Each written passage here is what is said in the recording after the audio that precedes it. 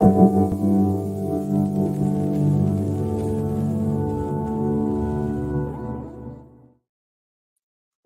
hello, hello.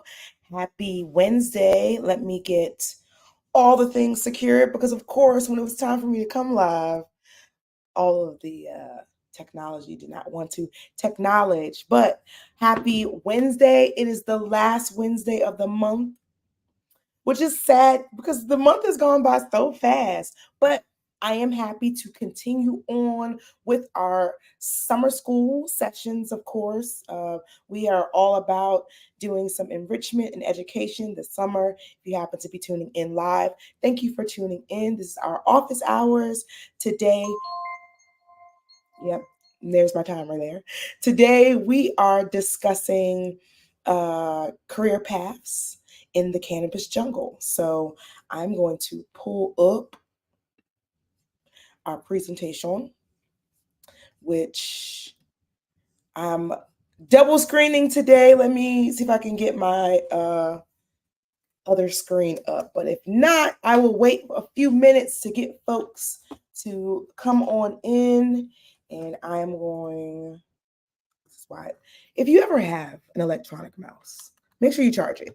Because if you don't, when you need it, it won't be there. So I hope y'all are doing well. It has been a true summer of all of the content that we have been working on, all of the education that we've been working on, and of course, just making sure that we keep folks up to date. So if you have any questions, be sure to drop them in the comments. You can always email us at hi@exploremarylandcannabis.com. If you have any questions about joining the workforce, of course. And I'm going to go ahead and get started because it's already been a bit of a frazzled morning, and that's not up to you all. So I'm going to go ahead and shift to the title card because I'll know where to edit for folks who are looking to catch us later. I'll be down in my little box here, but let's go ahead and get started.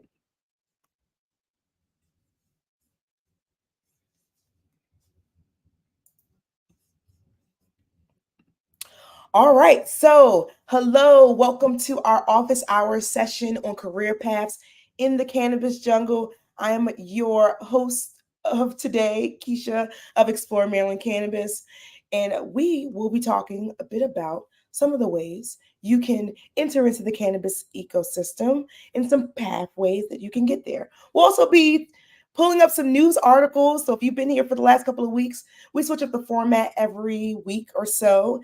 And I decided to add some reading material for you all to stay tapped into and connected with. All right. So I think I'm going to try this. And I can get this up here. All right. So first things first, hi from Explore Maryland Cannabis. That is who we are. We are a community organization that does small business and workforce pathways through the ecosystem. But that's just a bit of a tagline I like to use. Let me tell you exactly what we do. We are a community membership and outreach organization. What we do, we provide pathways to the ecosystem. So, our cannabis ecosystem, we like to call through education and access. Our three pillars are community, workforce, and connection.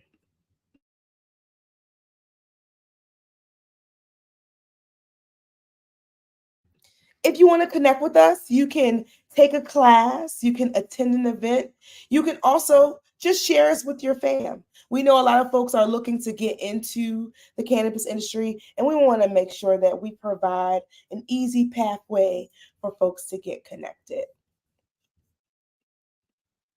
Our values. So, talking a bit about our values here, we foster genuine connections within our community. We ensure inclusivity by being visible to all. Our initiatives are transparent. and open to all who wish to engage. And we wholeheartedly embrace and take ownership of our ecosystem. I'm just pulling up my presentation on another screen because I'm just doing it solo today.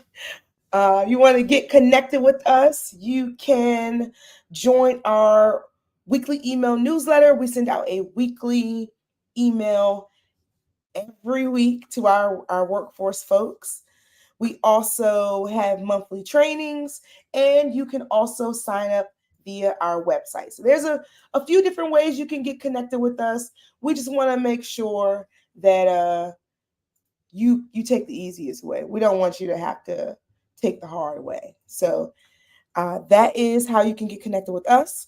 Talking a bit about our pathways to cannabis. Pathways are a big thing for us. So we talk a lot about pathways. We talk a lot about shortcuts because we understand that there are individuals, and I'll come on screen for this one. Oh, wait. There we go. There we go. There are individuals who do not necessarily want you to be an active participant in this industry, whether it's because you have been connected with cannabis for a while, whether or not you have the know-how, or they just don't. Things just don't vibe. But we're here to demystify and provide ease and access in a way for folks to get connected. So let me do something real quick because, of course, I just don't want to mess up the presentation. That is me.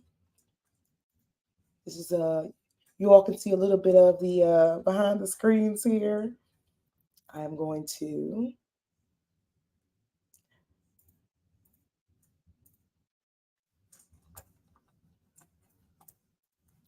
bring this presentation back up. And while I am being the Wizard of Oz here, my first question for you all today is, whoo, child. Here we go. Okay. Boom. What area of the cannabis industry interests you the most and why? So, while we tinker over here to get our presentation back up, my question to you is it cultivation? Is it that you have a bit of a green thumb? Is it the ways that you have been able to walk and talk your way into an amazing relationship with your local bud tender? Is it you being the king, queen, or queens, shout out Happy Pride, of the cannabis concentrate realm in your area? There are just different ways that a lot of people connect with cannabis. And so I think we've got our presentation that we can pull up now. Perfect. Coming, it's coming. Okay, we're going to go back to get connected, our pathways. Now, we can go ahead and get started with the presentation right here. Are you excited? Let me pull off my ticker question here because we've got our first questions to get started. I'm just getting started in the industry. What job should I look for? So my assumption when I get questions like this is you are either entertaining employment with the industry, or you currently are working in the industry and you maybe want to level up, or you see something amazing that's happening and you're like, what job is that? So today we're going to talk a bit about jobs. Like I mentioned earlier, we're going to read up on some articles that have come about around what's going on in this industry and, amongst a few other things. So tap in.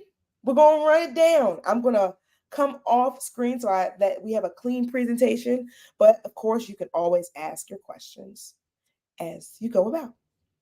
All right.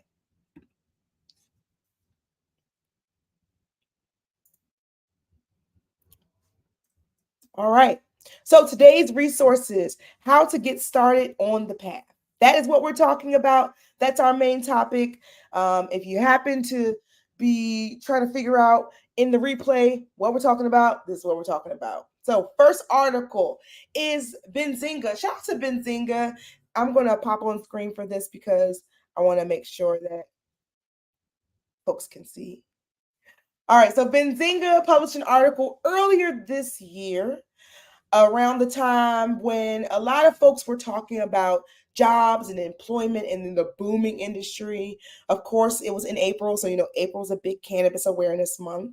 And so the headline reads, cannabis industry has created nearly 500,000 full-time jobs. Nearly 500,000. And of course, it's only going to grow from there. So there's a report through the Vengus industry group that does a lot of reporting and data and actual activation in the cannabis jobs workforce space.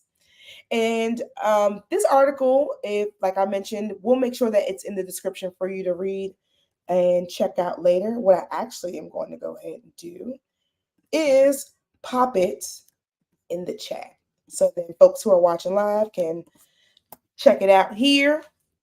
But the key points of this article I wanted to point out was that the increase 5% year over year around new jobs coming into this industry.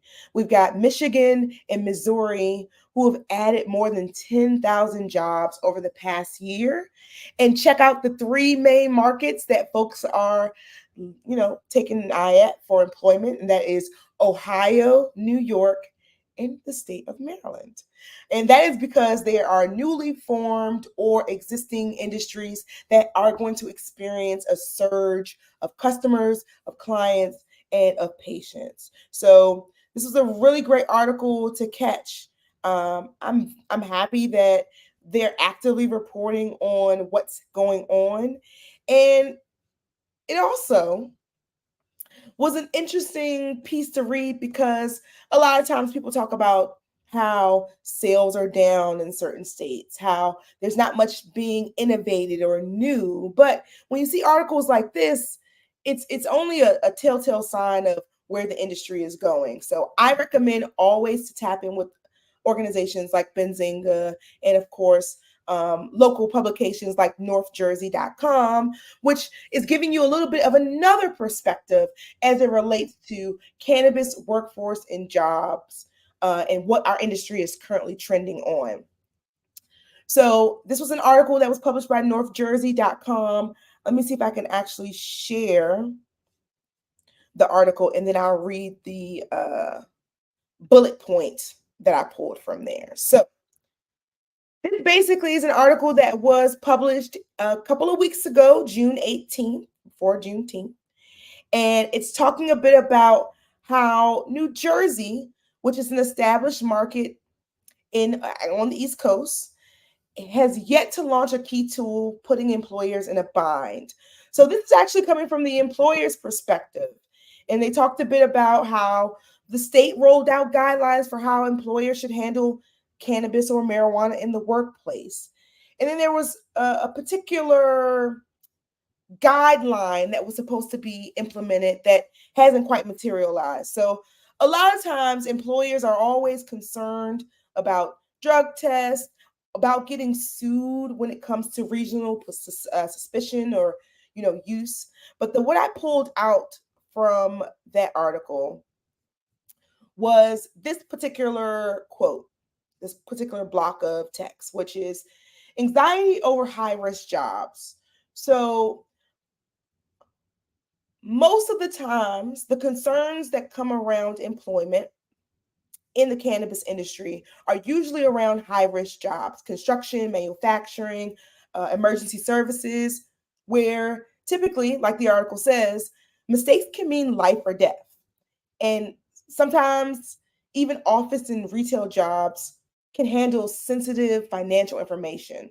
So I understand that there's a booming industry that folks need to be aware of, but I also understand that as a person who employs, there's a bit of high sensitivity around, the usage. And I won't use myself as an example because I understand that cannabis use doesn't necessarily uh, produce poor performance in the workplace, right? So going back to the article, they talk a bit about airline pilots. They talked about, some of the testing guidelines. A lot of these things are really murky for when it comes to employers and how they are to work alongside or work in teams with employees, making sure that they don't offend, making sure that they are comfortable accommodations for individuals. And of course, there's a lot of HIPAA around whether or not you should disclose to your employer or in the workplace. So this is the second article for my folks who may be employing employees to take a look at. And of course, we got some great folks in New Jersey who are doing work around career and workforce that, New Jersey is a good state to follow as it relates to what best practices look like for workforce and careers. So those are my two articles. I'm going to run down some of the roles that are pretty prominent, some of the things that they, you know, some of the job descriptions of the work that they do, right? So first things first, we've got cultivation roles, we've got a trimmer and a grower. A lot of these titles can be used interchangeably, but as it relates to the presentation that we're talking about, we're going to define our growers as being responsible for planting, nurturing, and harvesting cannabis plants. Most times it would be great for you to have a bit of knowledge of horticultural and plant biology. So when we think about growers, we're thinking about our individuals who may be classified as head growers, our head technicians. They've got a little bit more knowledge, maybe some experience that they brought to the role. Our trimmers are usually where you will start out in an industry cultivation space, right? Unless you're coming with that experience. And that particular role is focusing on trimming and manufacturing buds to prepare them for sale. So an attention to detail is really key for when it comes to this role. And then for the cultivation, the larger cultivation, the grower role, being able to have a little bit of horticultural and plant biology knowledge helps to get you in that role. Now, there are some folks who will train on the job. So keep an eye out. If you have a little bit of experience, you can always ask for, you know, maybe a barter of some sort. Some may not do it, some may do it. It never hurts to ask. These are our dispensary roles. Typically, the top two dispensary roles that you'll see the industry hiring for is a bud tender or a manager, because a lot of the other roles can just be filled in, right? The bud tenders, they're the face of the dispensary. They are the ones who are providing product recommendations and the excellent customer service. Typically, you don't have to have cannabis experience or even retail, because dispensary is retail experience, because these types of roles you learn a lot on the job, right? It helps to have some background knowledge, like some of the information you may learn in some of our trainings, or some of the, if you've gone to get a certificate program, things like that. But most of the times, people are either this is their start. This is how they transition in. Our dispensary managers, though, those are the ones who oversee the operations. They oversee the staff. They oversee the inventory, and they ensure compliance with state regulators. They are pretty much the owner when the owner isn't there. And that's a lot of responsibility that folks take on. But when it comes to making sure that the dispensary is running right, make sure that you're tracking and forecasting your profits, this is where the good news comes in. And our dispensary managers, not are, but typically in those roles, you're coming with previous experience, whether you've worked your way up to that or you have some prior experience. All right. So now a lot of folks say, well, what about those other roles? Like, who's running the social media? We are in a fast-paced digital world, and typically those are our folks who are already in the space, If you're in a dispensary, maybe a bud tender, an inventory manager, someone who's been given a little bit more responsibility. And that's where you come in here. There's other brands, like some of our bigger brands. And when I say bigger, I'm saying our multi-state operators that may hire an agency or an actual brand manager that is outside a consultant or freelancer, outside of the person who's doing the day-to-day operations, and they're coming in and they're scoping and tracking the overall brand, right? So brand managers help, like I mentioned earlier, develop and maintain the brand's image. They create the marketing strategies and they help manage the promotional campaigns. So you typically don't have someone in a brand manager role that you also need on the floor. You've already allocated that time and space. So like I mentioned, brand managers and folks who are doing stuff that aren't necessarily on the floor, in the grow, in the processing centers, are helping to handle this. And so once again, the social media managers, they're the ones who are helping to handle the company's online presence. They're helping to engage with the community, and they're helping to create that compelling content.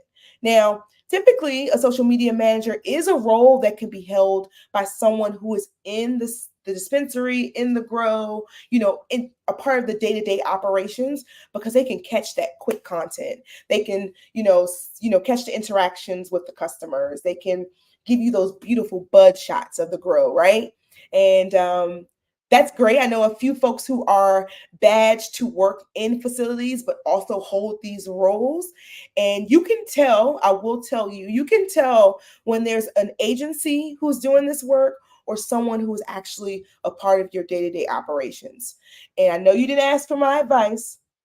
I know you didn't, but I do think it's important to have someone on your team that is developing that digital content from the day-to-day perspective. That's it. That's all I'm gonna say, because this is our workforce, not our small business. But just know, gotta have somebody on the floor.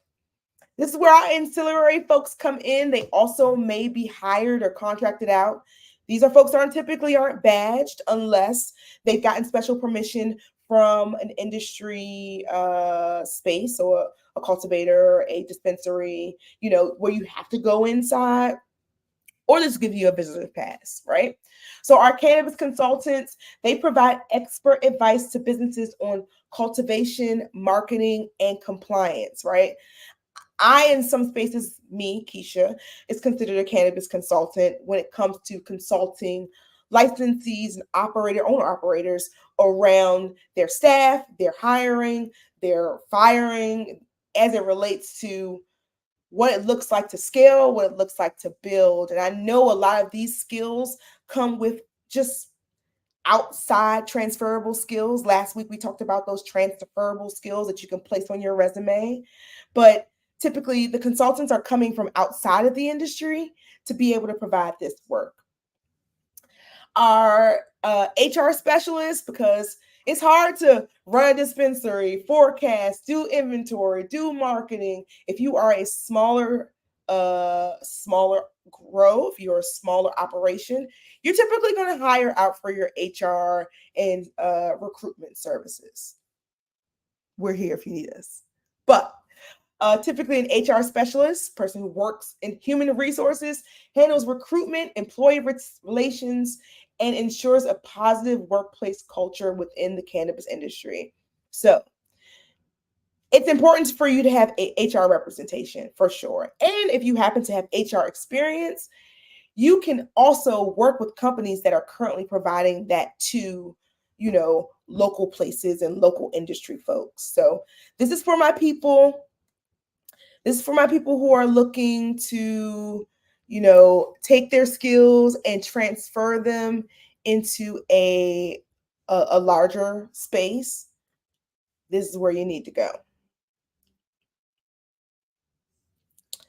Of course, I like to have every presentation, end on a great note. And so there we go. I like to have every presentation end on a great note. And I like to leave you with the quote, your network is your net worth. You are important.